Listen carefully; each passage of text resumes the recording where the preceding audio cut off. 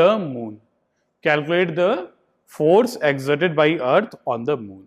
तो फोर्स आपको निकालना है, आप सिंपल यूज करेंगे G m1 m2 by are square, और m1 क्या है, mass of earth into mass of moon upon इन दोनों के बीच की दूरी का स्क्वायर। तो लिख लें आप यहां पर F इज इक्वल टू क्या होगा student, 6.67 into 10 power -11 into mass of earth 6 into 10 to the power 24 into, मैं यहीं पर लिख देता हूं स्टूडेंट, जगह कम है, into mass of moon 7.4 into 10 power 22 kilogram m1 m2 by are square. R देखिए दूरी कितनी है, 3.84 इंटू 10 टू द पावर 5, और इसको किलोमीटर में को आप मीटर में चेंज करिए, मीटर में तो 1000 से मल्टीप्लाई करना होगा, कितना हो जाएगा, 10 पावर 8 हो जाएगा ना। तो हम लोग लिख सकते हैं इसको 3.84 इंटू 10 पावर 8 मीटर। तो आपको ऐसा यूनिट में ही रखना है तो मीटर में रखिए, राइट। तो ग्रेविटेशनल फोर्स आप कैलकुलेट करिए बिना कैलकुलेटर की मदद से।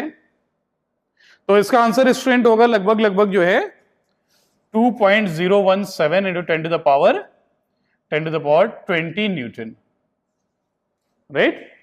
आप सॉल्व करके देख लिए, इसका answer 2.017 into 10 to the power 20 newton, right. तो जो ग्रेविटेशनल फोर्स होगा मून और अर्थ के बीच में वो इतना होगा, क्लियर है। और इसे यही ग्रेविटेशनल फोर्स स्टूडेंट, यही ग्रेविटेशनल फोर्स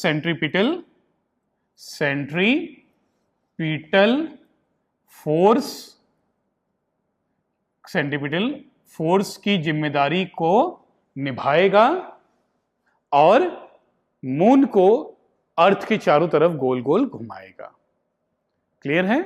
हमें मालूम है सर्कुलर मोशन करने के लिए फोर्स चाहिए, फोर्स सेंट्रीपिटल फोर्स चाहिए, और ये फोर्स ऐसा कोई फोर्स होता नहीं है, जैसे कोई मॉनिटर नाम का लड़का नहीं होता है, मगर जिस लड़के को आप मॉनिटर बना दो वो मॉनिटर की जिम्मेदारी निभाने लगता है।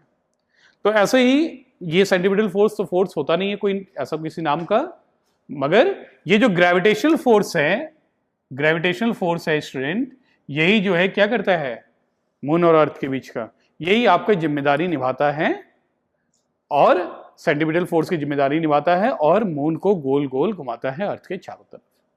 चलिए नेक्स्ट क्लास में स्टूडेंट हम इस पे भी क्वेश्चन करेंगे। आज के लिए यहीं पर हम लोग स्टॉप करते हैं। Thank you so much.